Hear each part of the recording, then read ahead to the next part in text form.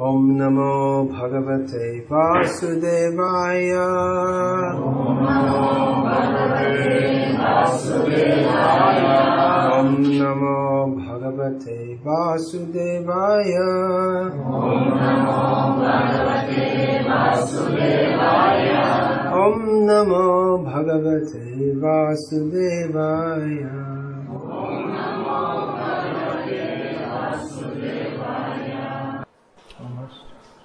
Principles for establishing Varnashram communities. Part 2. Did you get that? Based on application of principles for advancement in spiritual life, which are applied to establishing Varnashram communities.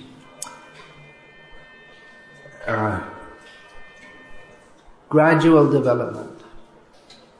Ado shraddha tata sadhu sangha tato narata nivritti syat tato nishta ruchis tata atha saktish tato bhava tata prema bhudanshati sadha kanamayam prema pradur bhave bhavet kramaha.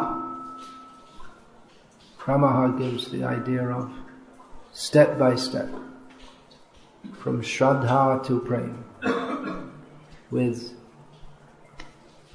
specific stages in between, specific stages of consciousness. Gradualness is also mentioned in yoga practice, as stated in Bhagavad Gita, Shanai Shanai Ruparamad Buddhya Dhriti Grihitaya. One should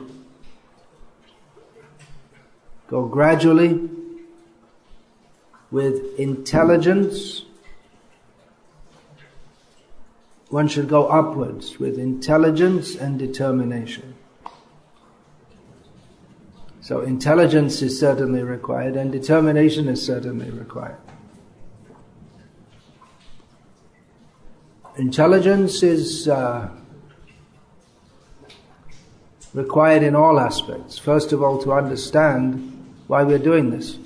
Most people would think, and do think, if they come to know about it, that the idea of Varnashram living is unintelligent. When a person has been through the whole educational system for almost 20 years, or if you include kindergarten, for 20 years, and they're well set up and well qualified to make a success, or they may already be a success. A success means you have a steady job, earning more money than most people, or it might be that you have a business.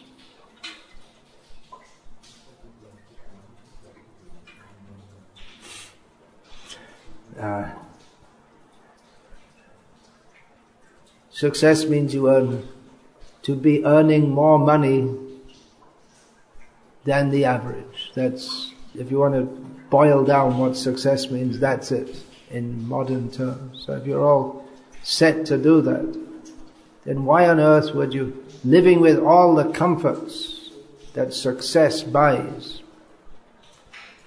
then it seems most intelligent to people whose intelligence is distorted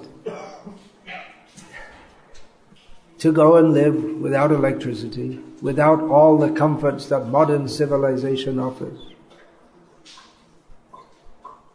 This is a case of adharamam dharma vitya manyase tamasa vita. People in the mode of ignorance, they get everything back to front. They think dharma is adharma, adharma is dharma. So what they call intelligent, well, we're not saying they're unintelligent completely, because definitely it requires some intelligence to make computers and build factories and superhighways, but it's misplaced intelligence, and therefore it's unintelligent. The echo seems to be on. Kindly turn it off.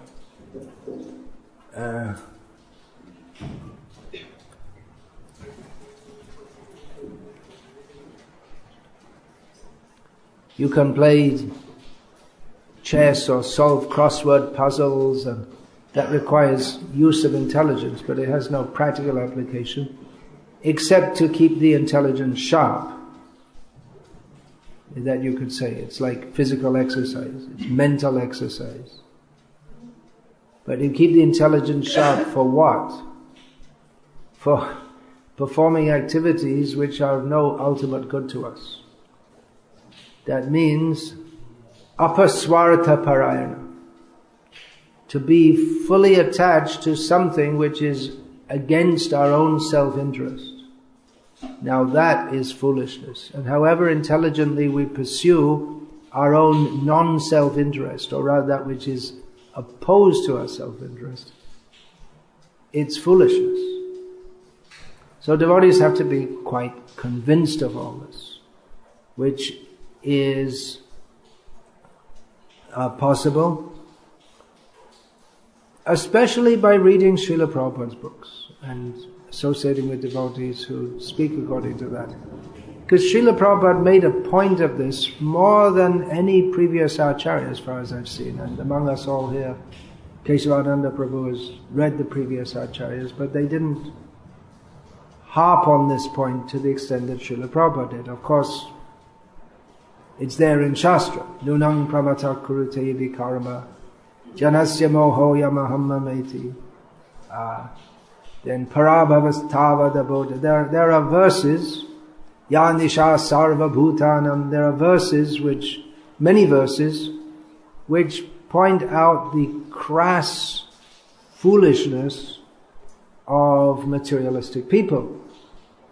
But particularly pointing out the insanity that goes on under the name of modern civilization, that it will find especially from Srila Prabhupada's books.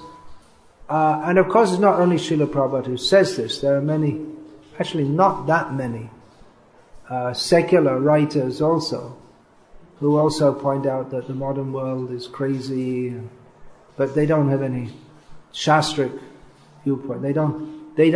They still think that the purpose of life is to live peacefully and happily in this world. They don't have any higher principle. Or they may be Christians or something, but there are very few like that, Christians who are against this, or see the foolishness of modern society. But Srila Prabhupada, he saw it, he pointed it out, and he gave the real solution. Now he especially pointed out the foolishness of modern civilization because everyone is enamored by it. And why are they enamored by it? Because of the promise of sense gratification that it offers. There's that purport, not that verse, it's kamasya hinendriya pritiya labho jiveta yavata. Jiveta tattva jigyasa. What's the last line? Yes cheha narato karmapihi. Yeah.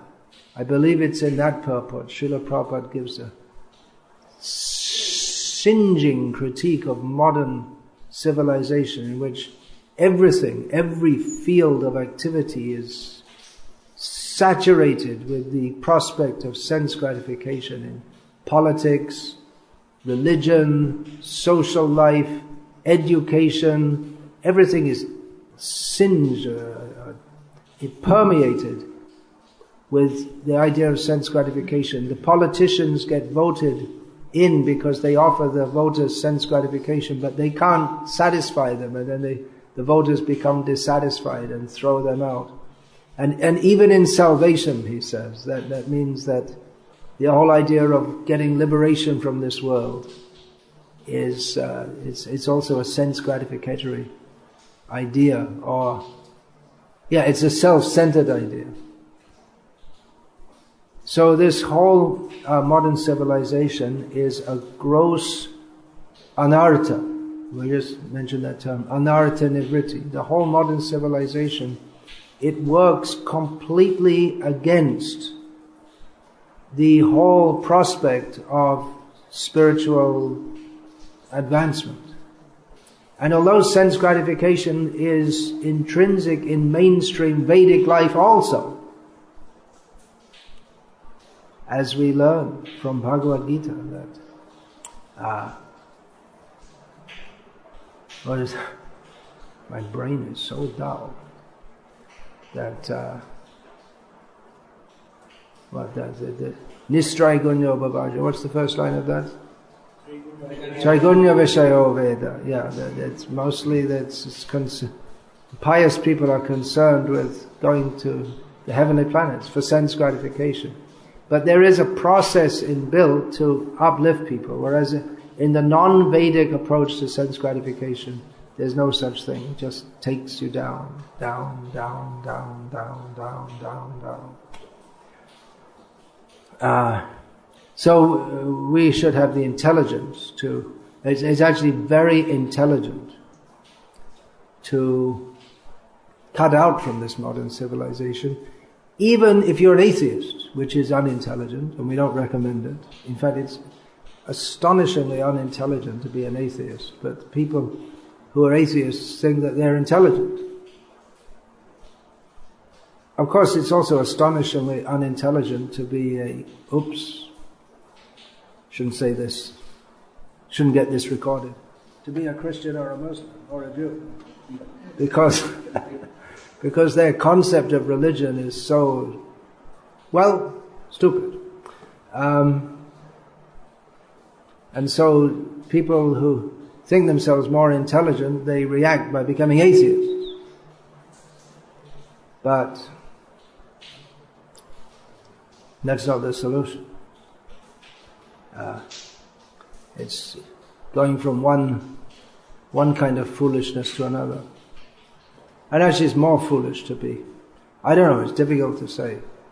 The things you have to believe in if you're a religion following, and Hinduism also, is just full of all kinds of nonsense. So Srila Prabhupada gave true concept of religion. And even if one's a materialist, it's intelligent not to cut out, even if your goal of life is just to live peacefully and happily in this world, which isn't a very exalted goal of life, but it makes a lot more sense to get out of the cities, and especially the way the world is going. We've been warned about climate change and its dire consequences. That for years we've been warned. Well, it's right with us right now, as we can see from the non-summer that we're in. It's supposed to be hot now here, and the rain, which is going to spoil the present crops, and in the whole cycle of food production is going to be severely upset. So it makes a lot of sense. If you want to get away from the city pollution, the crime, and the stress of city life, go to the country, live simply. Get off the grid, as they say. Get off the grid means you don't have electricity from the... Get off the grid doesn't necessarily mean... that means the electric grid, because with the electric powerhouse, and then the transfer, what do they call that? The reach of the places where there are places where they, anyway, I can't remember. Sorry for my brain being so dull.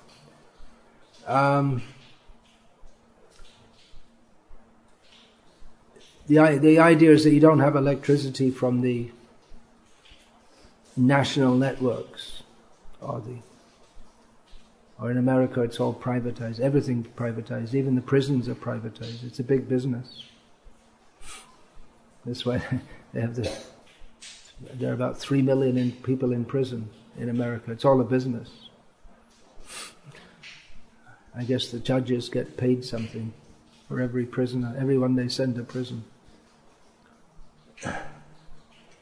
So, you could also generate electricity by solar panels or other means, but even that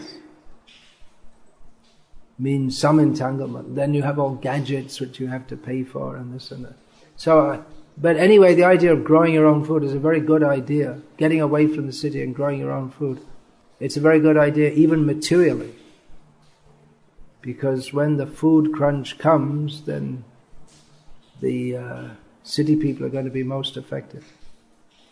At the present time, there's this it's generally thought that a farmer means someone who's stupid and they can't do anything more than grow some potatoes. But the farmer is going to be the most prestigious person when the food crunch comes. The person who knows how to grow food. So, intelligence and determination. I'll speak more about that. Determination, I'll speak more about that later. We go back to Ado Shraddha. First of all, we have to have faith that the goal can be attained. The goal in this couplet of verses by Srila Rupa Goswami is Krishna Prema. So we have to have faith that there is Krishna and there's Prema, and that's the goal of life. We don't see it much. Well, we did see it in Srila Prabhupada. That gave so much faith to the devotees. It's just his very personality fully surcharged with Krishna consciousness. He wasn't just talking about it. He was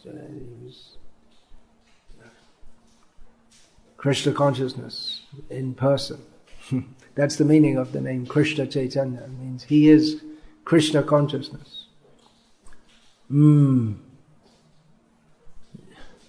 But it seems very rare. And that's also Rupa Goswami says that's one of the characteristics of pure devotional service. Sudurlabha, very rarely attained. By Chaitanya Mahaprabhu's mercy, it becomes easily attained. It means it's very rarely attained because one has to follow the right means. Otherwise, ananyas cheta satatam yo mang smriti nityasha tasyaham sulabha partha nitya yuktasya yoginaha. For one who always thinks of me, yo mang smriti nityasha. Krishna says it twice in 2 lines, in 2 different ways. And then for such a person, I'm very easy to attain.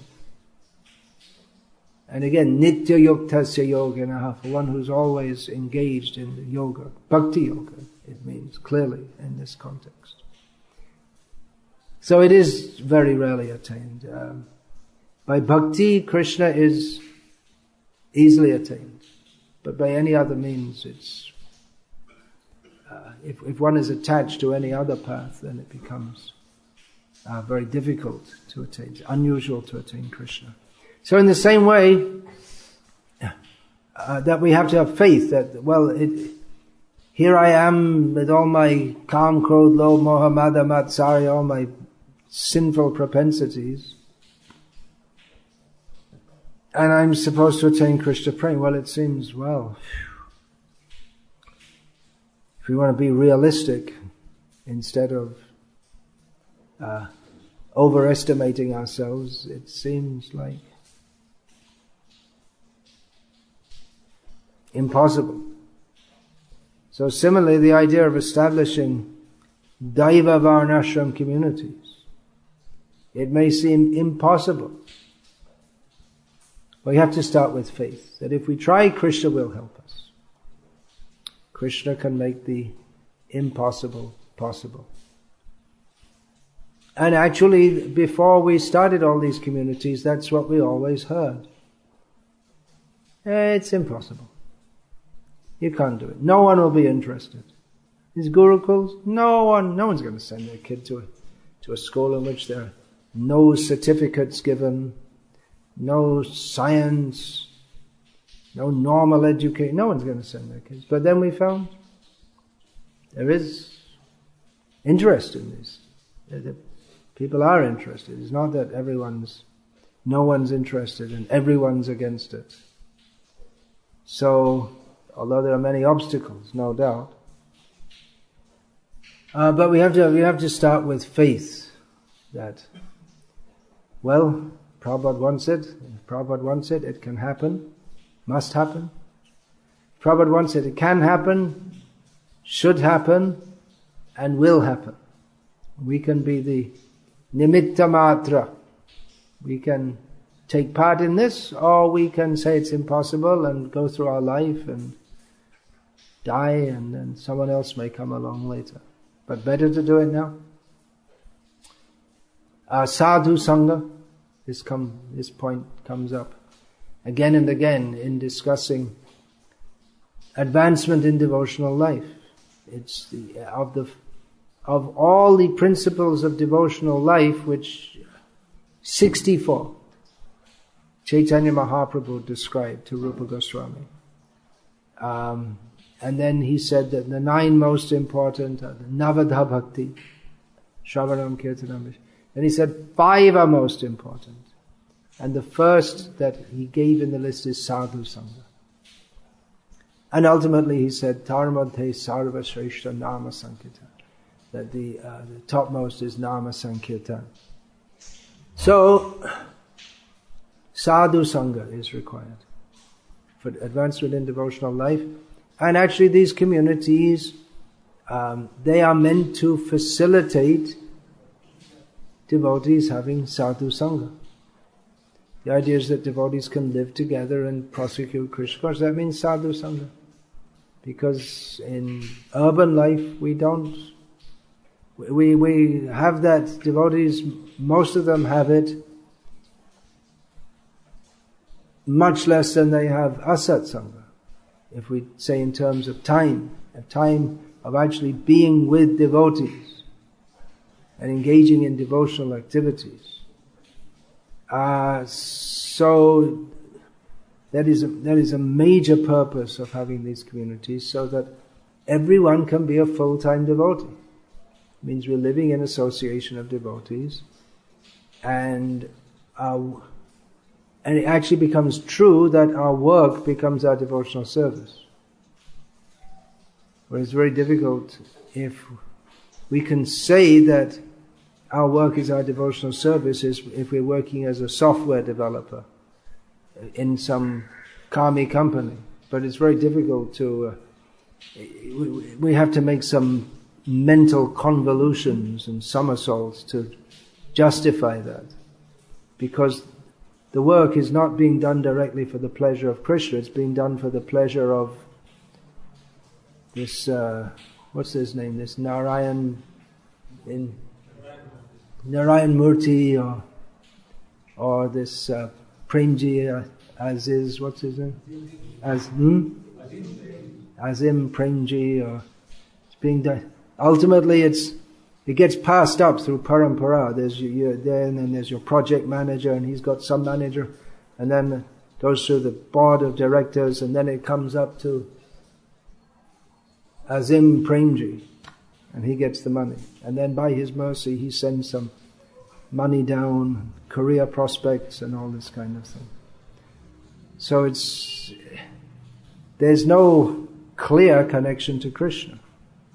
Whereas when we're living together with devotees and producing food or whatever we may be doing, it's clearly all done for the pleasure of Krishna.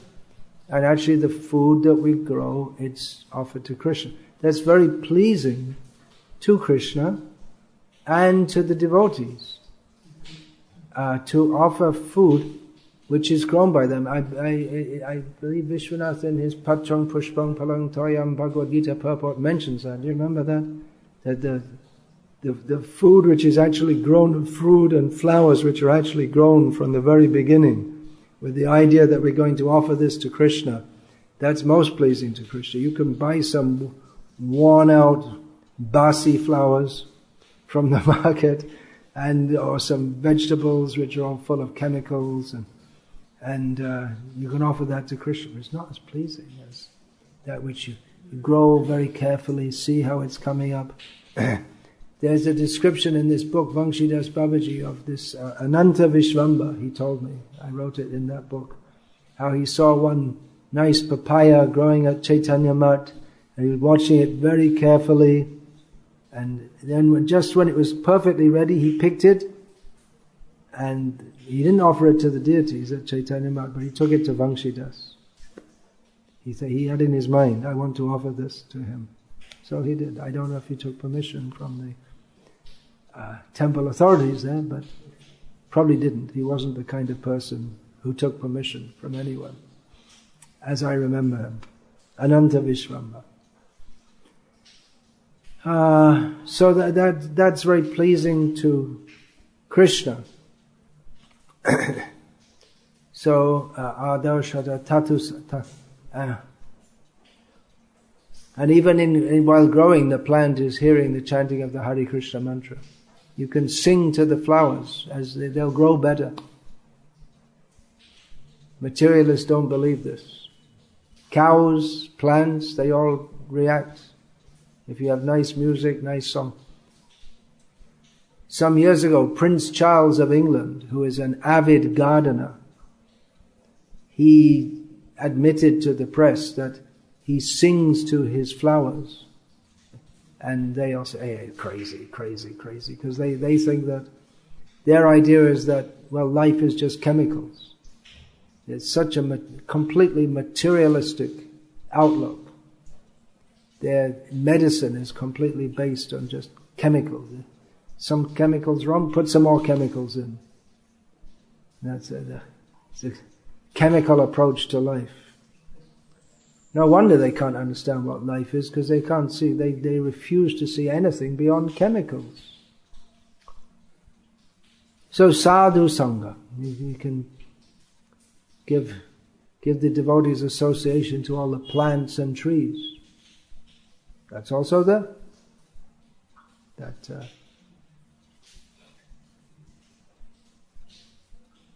Haridas Thakur said to Chaitanya Mahaprabhu, you remember this? You're nodding your head like this. You know what I'm going to say? Because Chaitanya Mahaprabhu asked Haridas Thakur, this comes in Chaitanya Bhagavata. Chaitanya Mahaprabhu said all the human beings can be delivered by chanting Hare Krishna, but what all about all the other living entities? And Haridas Thakur said, they're also chanting. When you chant Hare Krishna, you hear the pratidhvani, the echo. That's actually the trees chanting Hare Krishna by Chaitanya Mahaprabhu's influence. So there are all the living beings are delivered by Chaitanya Mahaprabhu going through the Jharkhand forest. All the tigers, the lions, the trees, they're all delivered by his chanting. So sadhu sangha. We should be in association of devotees who give us encouragement, obviously.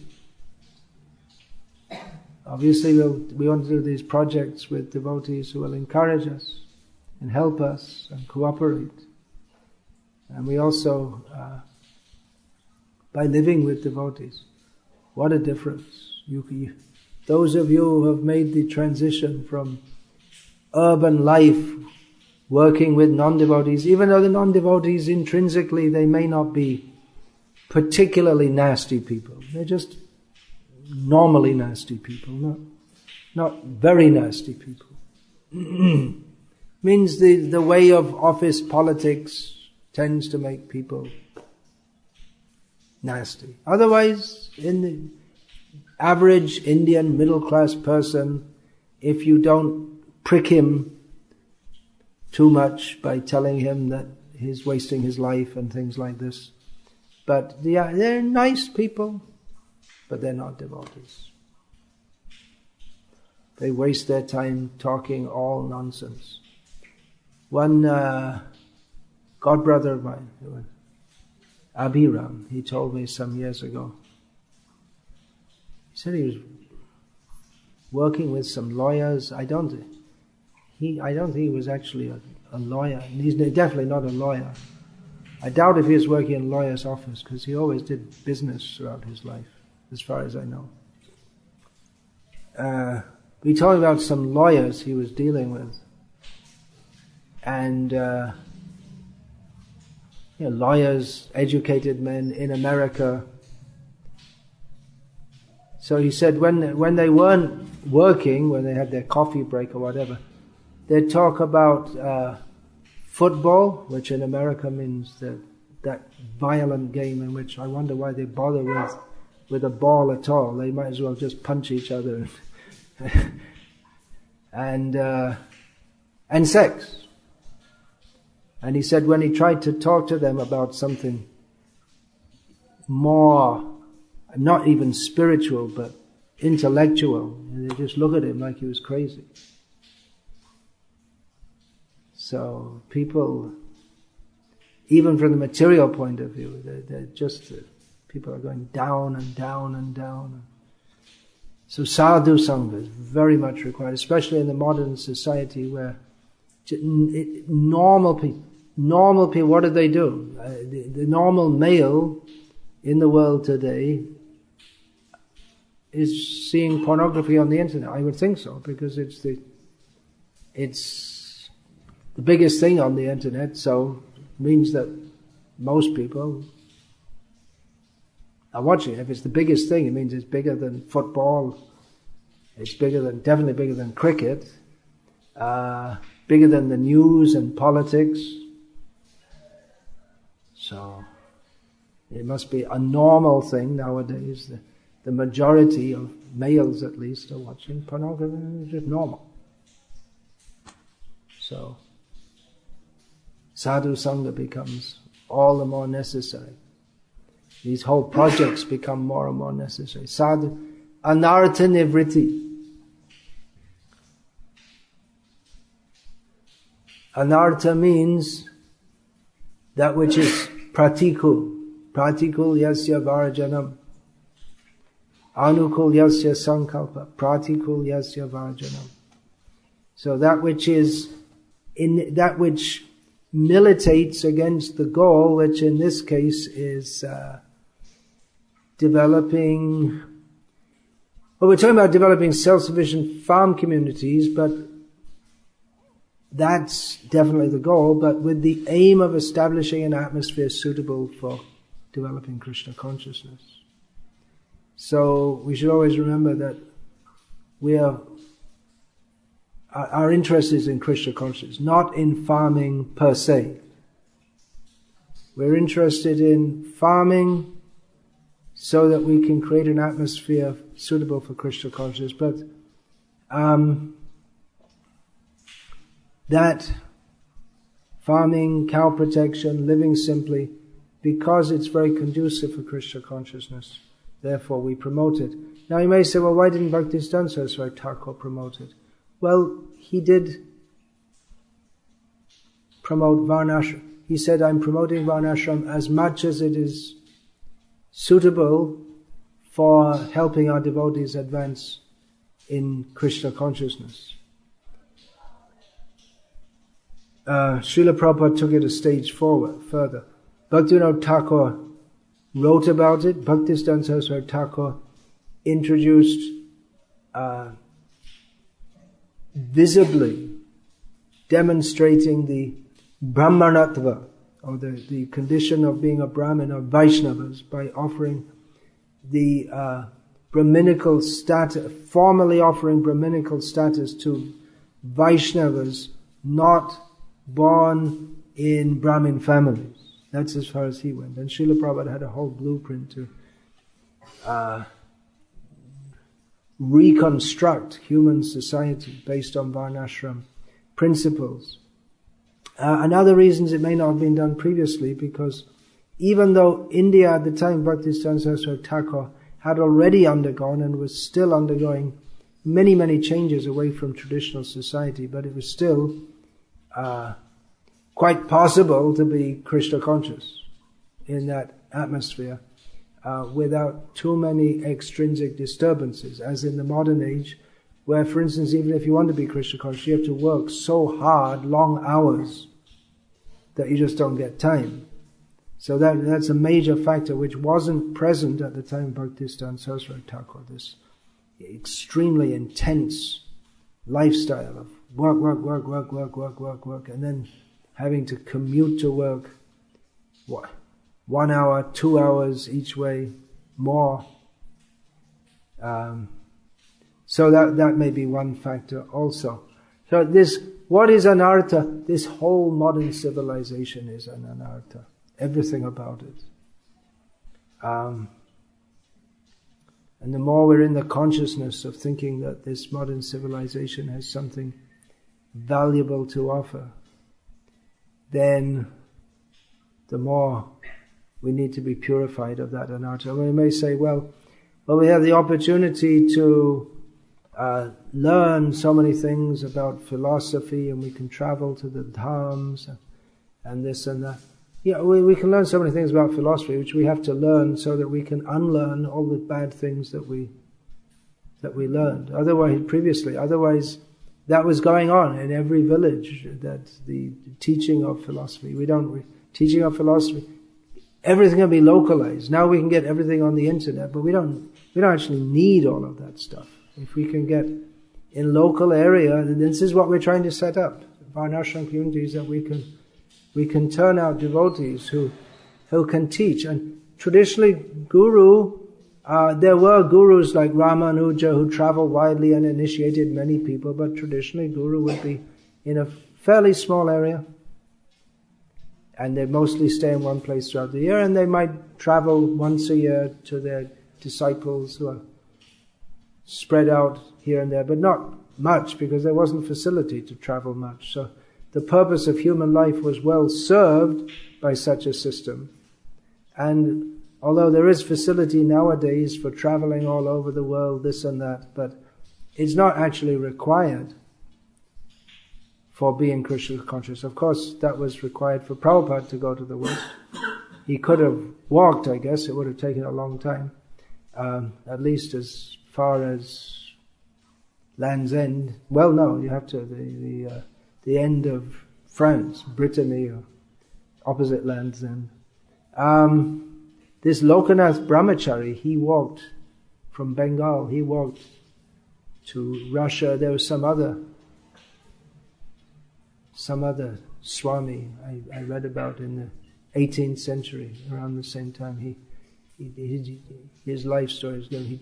He walked all over India, then he went up to Russia, but he came back, he said, because the Russian people, he said, they were nice, but they just wouldn't leave him alone. Wherever he went, there'd be crowds all around him, and because he was a Baba with long matted hair and all this, and it was something they couldn't imagine. So it's not impossible to go like that, but by walking, and then you could go by ship to America. So it could have spread that way also, theoretically, that some devotees took Krishna consciousness, just like Bhakti Saraswati Thakur in India, in undivided India, as they call it.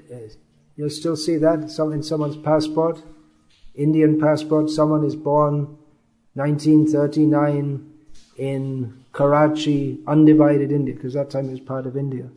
So he traveled to places which are now in Pakistan. He went to Rawalpindi and places like that. Punjab, he came to this area several times.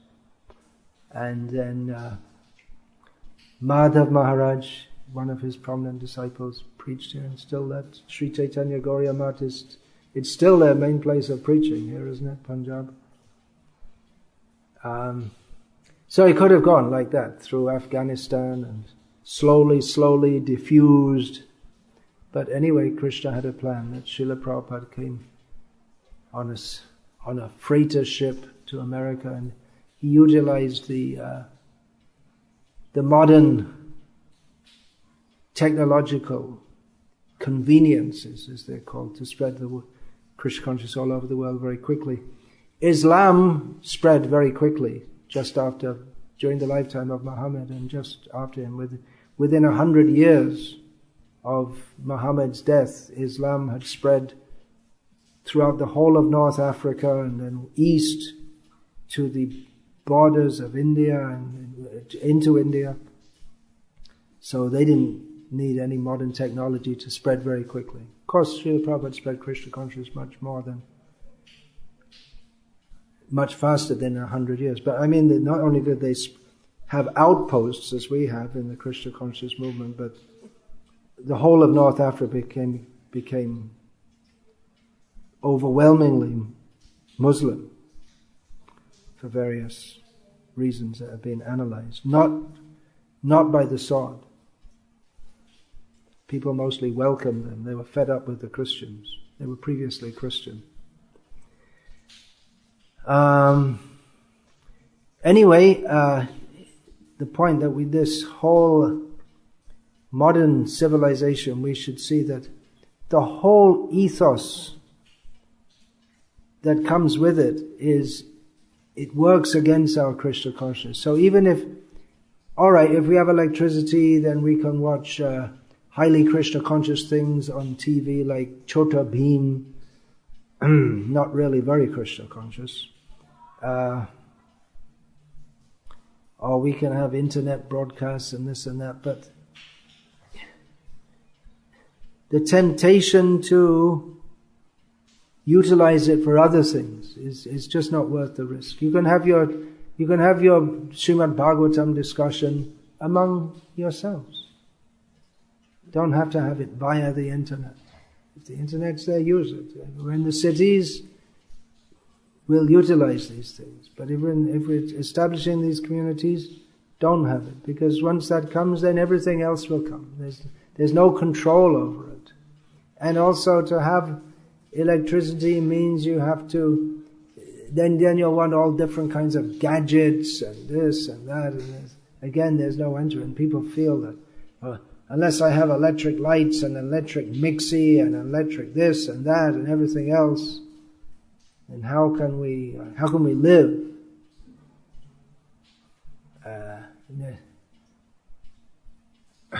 And then you have to spend money for that. And to spend money, you have to produce more than we need for our basic requirements.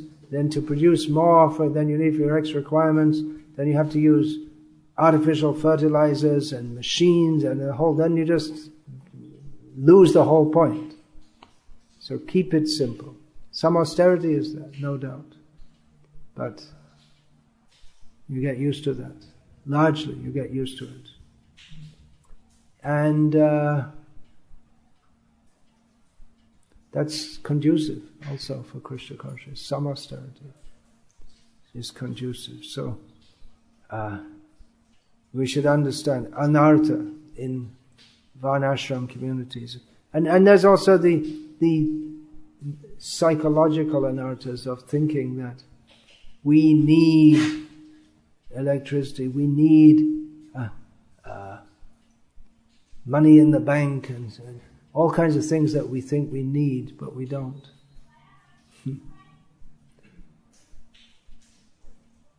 Tato nartha nivritti set tato nishta ruchistata. So, by practical experience, we become very convinced and happy in doing what we're doing. And nowadays, Nata Gauranga Prabhu before he was going around and talking about what we want to do, what we've started to do, but now it's started that he's being called to tell devotees what we're actually doing. And it's actually much more convincing than if you say, well, we want to do this. Okay, all right, we heard so many things. If you look at the old editions of Back to Godhead, you'll see so many projects that we're going to do, not just farm projects, all kinds of things. And that's the last you hear about it. It never happens. It's just some grandiose scheme that someone dreams up, and it never happens. So it's a bit like calling wolf, wolf, to say that we're going to do this, we're going to do that. But then when you're actually doing it, and it's going on, and you yourself can say, you can tell others with great conviction, yeah, this is, we're feeling Krishna's mercy, we're experiencing it, and we're very happy doing this. And we don't want to do anything else, asakti. Even if you give us $1 million, we're not going to go back to the city. We want to stay here. This is how we're going, this is my service to Srila Prabhupada. And this is the best thing for my family and my children and for you too. And that's very convincing. That will be the best preaching for these projects will be simply to live on them and stay on them and go through all the difficulties which will inevitably arise. And just go on year after year and be happy. Be happy by living simply and chanting Hare Krishna. And not desiring anything else. My child has to be a PhD or a multi-millionaire. I'd be very happy to see my child growing up and ploughing the fields. He could have been an engineer. So no, this is better. This is best. This is what we want to do. Women maybe knitting sweaters. You have to buy the needles. Maybe you can make the knitting needles yourself. We're very happy like this. Be happy. And then you become attached, and then I don't know how you can exactly relate bhav and prem. It's living on the land. Well, the whole idea is to develop Krishna prem, but the result is there. The result is there that the atmosphere is created but Krishna is attractive. So when Krishna is pleased to manifest himself through your efforts to serve him in this way, then people will be attracted. I know myself when I first came to the temple of ISKCON, Radha Gokulananda temple near London, it was immediately attractive to me. And it's just the whole atmosphere, just the devotees. It wasn't an intellectual thing, it was just everything. The devotees are so happy, that was noticeable. Happy in a way that's completely different to anything that I'd ever seen or experienced or imagined before. And you walk in the door, and then even though it's quite a long way from the temple where the incense is burning, the whole atmosphere is permeated by this beautiful incense smell, which is common in India, but not in the West. And I'd smelt incense before, but it was this horrible stuff that my sister used to burn. I don't know, she got it smelled like pig stool or something like that. You know, there's some incense, it smells really horrible. So that was the kind of incense that the hippies used to, somehow or other, they used to use in their so-called meditation. But this incense was, it's just something beautiful. And then the deities and the prasadam, and then the philosophy. That was the final knockout blow. It makes sense. For the first time in my life, I heard someone say something that makes sense. I never expected to hear it. I didn't know what the sense was, but when I heard it, I knew it. So like that, the whole atmosphere, so attractive. We can't artificially do that. If we're all just trying to be nice, that's good. It's better than trying to be nasty. But it's not just this be nice and smile at each other. It's not the real Atmananda that comes from surrender to Krishna. The happiness of the soul that comes from surrender to Krishna. That might even come by, just like I used to hear about one of my godbrothers who's a famous cook. I won't give any more clues. But if in the kitchen, if people did things stupidly, he might, for instance, just, if they're a male, grab them, put them up against the wall and chastise them like that, shout at them.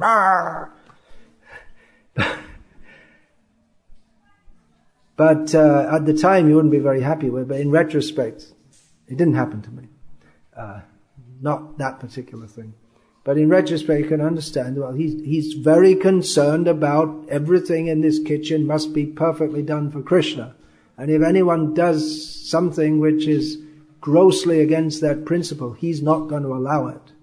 So that kind of atmosphere, I'm just giving this example to show that this artificial smile and be nice is a long, long way from the real atmosphere of wanting to do everything to please Krishna, which it might have some aspect of it which is superficially not very pleasing. It might be displeasing. But because the whole atmosphere is permeated, we must do everything to please Krishna. That's the whole motive and purpose. And then you get the prema. That is the sin, or at least bhav. And so that the whole atmosphere is one in which we're all here to cooperate to serve Srila Prabhupada and Krishna. It's a very simple principle, but it energizes everything with pure, just that simple sutra. Krishna te kila cheshta. Everything is meant for, everything we're doing here is meant for the pleasure of Krishna. Wiping the backside of the baby who just passed stool, all for the pleasure of Krishna. You can see everything connected with Krishna because we're raising this child to serve Krishna. So it all becomes connected. Nitya yuktasya yogena. This is yoga. Someone may be doing yoga by putting their legs up behind their neck, and the mother, she's wiping the backside of her baby. She's a better yogi if she's doing it for Krishna, with the clear understanding that Krishna has sent this child, and I am supposed to, this is my duty as mother, not to be, naturally attachment is there, but this child is sent by Krishna, is meant for the service of Krishna, and therefore I'm raising this child to be a servant of Krishna and the Vaishnava. Everything becomes connected to Krishna. So that atmosphere is created and becomes very, very attractive. And others can appreciate that. They'll be drawn into that. This palpably spiritual atmosphere in which everyone is doing everything for the pleasure of Krishna. And that has to be promoted all the time. Why are we doing this? We're doing this for the service of Krishna. Myself, shortly after joining the movement, I was put onto cleaning the stairs. That was about the first day when I came. I had no idea why I was there or what I was doing or any such thing.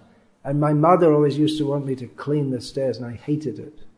So I was thinking, oh no, I thought that philosophy was good, but I don't want to do this. And then the devotee came up and was quite angry and said, I'm going to show you how to clean the stairs for Krishna. I thought, oh really? Yeah, okay. It's for Krishna, all right. Because I was thinking, I'll clean the stairs. I hate cleaning the stairs. But no, it's for Krishna. Oh, all right. Then it becomes a completely different proposition. Hare Krishna. We'll finish there. All glories to Srila Prabhupada. Looks like you're ready to ask a question. Is that right? Oh, Bhajana Kriya. Ha. Sadhu Sangha, yeah, I was too eager to jump into the Anartha Nivritti. Yeah, Bhajana Kriya. Yeah, there's certain things that do's and do nots. So we can study this also from others who have done it. How to do. We can study from others who have done farming. We don't have to think that we have to wait for some revelation within the heart about how to grow potatoes. We can learn from people who have done it before. Even establishing communities, there's some points we can learn from, even from non-devotees, some points.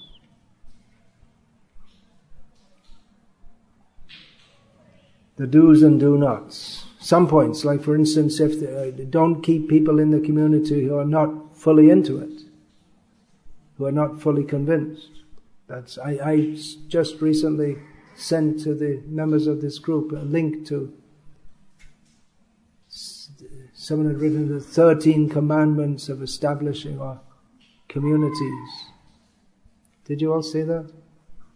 And one of them was like that. They don't keep people who are not into it, who are going to act as a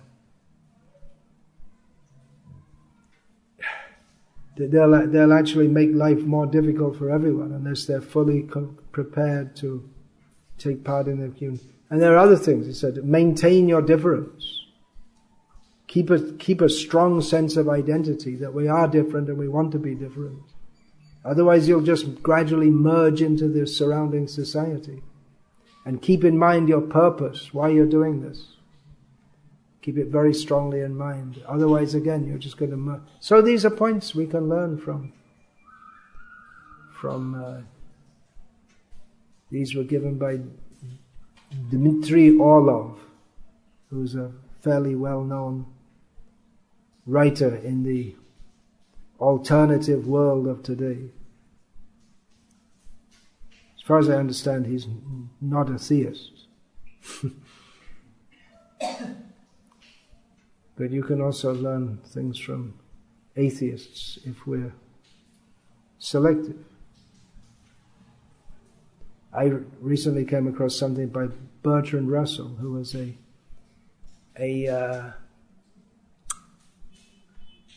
committed atheist and a philosopher of atheism and womanizer.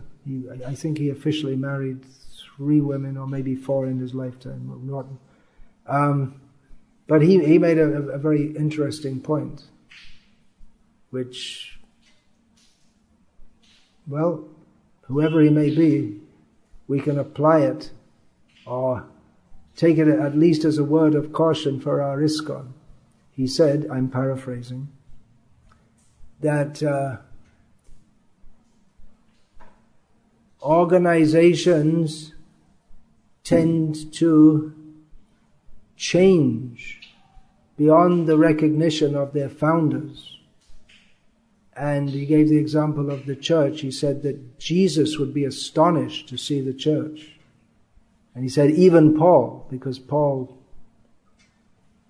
himself would have astonished Jesus with how he completely revamped the teachings of Jesus. He said even Paul, who did a hatchet job on Jesus, he didn't say that, I said that, would be astonished to see the church, what it became.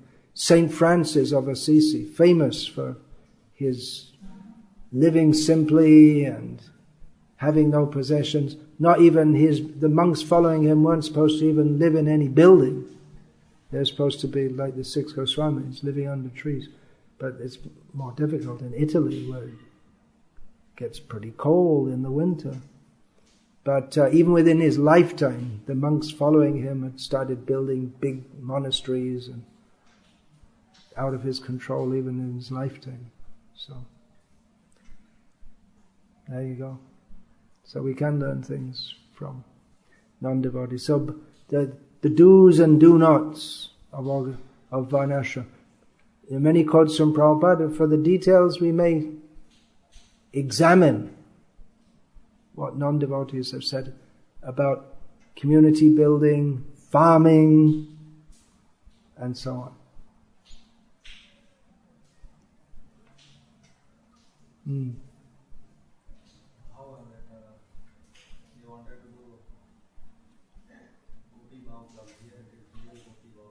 Oh, that's a good one. Bhava.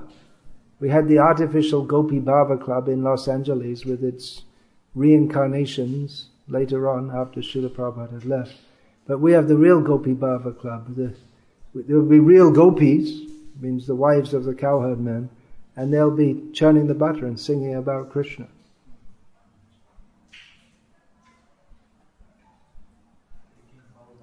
Taking the cow. Yeah, Srila Prabhupada said that if they do this, if the women do this, he was talking about New Vrindavan, he said the duties of the women will be looking after children, churning butter. And he said if they churn the butter, they'll become very healthy and their breasts will develop. He said modern women, you remember reading that? Nodding head. I said previously. He said the modern women, I'm just quoting Prabhupada here, said they don't have developed breasts because they live unnatural lives. Okay. Hare Krishna. All right, I better say so. I better not end the lecture on that note. Yeah. There's a question from yesterday's class.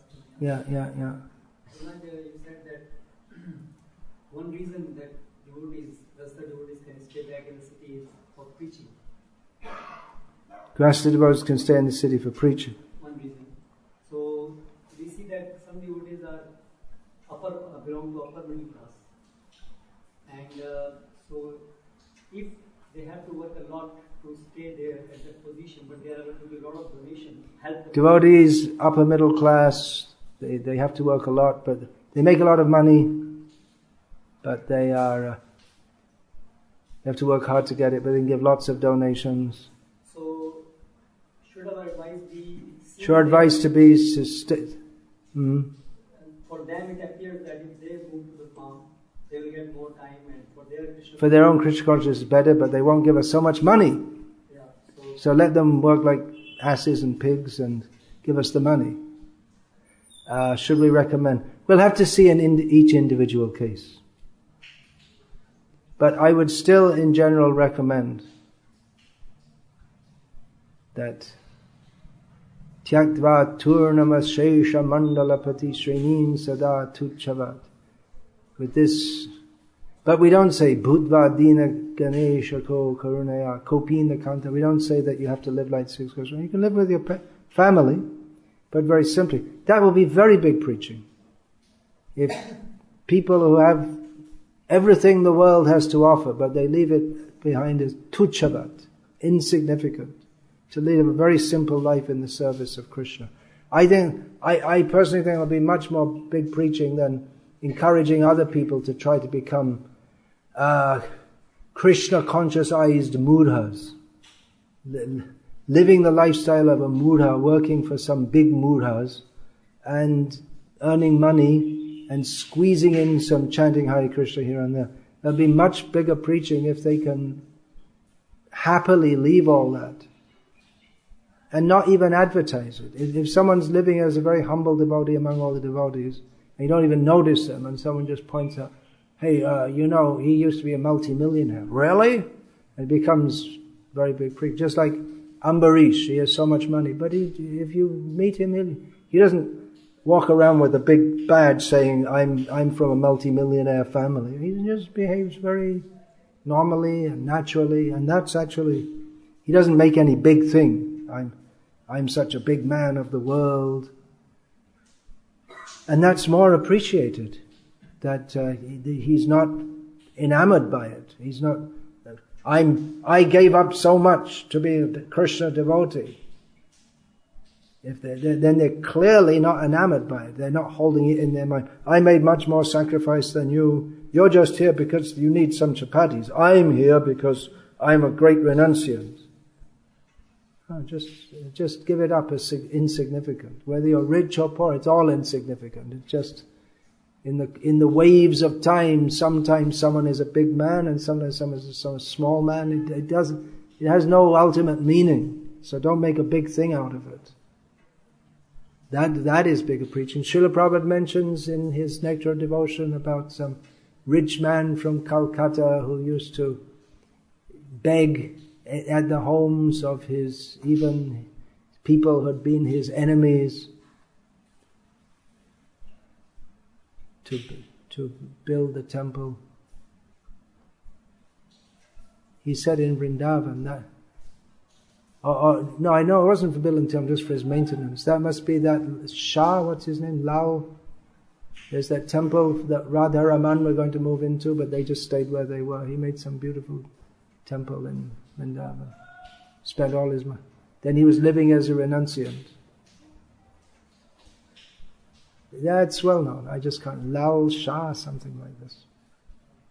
And Bhaktivinoda Thakur also. He personally went door to door begging. Like that. So in general, I would encourage anyone who's got the courage and the conviction, then come out. But we may see individual cases. It's not stereotyped that everyone has to do this or that. And we may not encourage everyone to move for various reasons to the farm. They may not be mentally ready for it, or their family members may not be ready for it, or there may be other reasons also. But in general, we want to encourage this, definitely.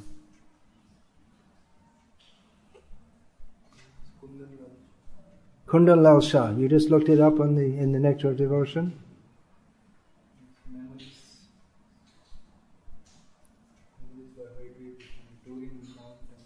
Oh, is it? You looked up Lal Shah and it came up. I wonder if that's the same Kundan Lal who's described in Bhakti Siddhanta Vaibhav. I don't know.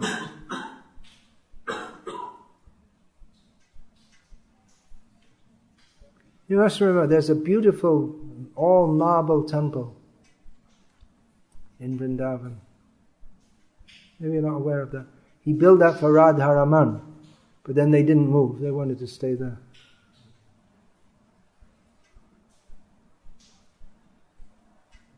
If you want to make an encyclopedia of Vrindavan, you can take 200 scholars, set them to work, and they can work all their life, and by the end of their life, if they're working hard, they might have covered 1%. So much, every grain of dust is a history there. There is just so much in Vrindavan. All Puri, I don't think there's any place, if you take the whole Vrajamandal, so much, and all the different sampradayas, and the temples, and the sadhus, and the leelas, and it's just so much. Every moment there are all kinds of Krishna conscious activities going on there, seen and unseen. Hare Krishna. All glories to His Divine Grace, Srila Prabhupada. Hare Krishna.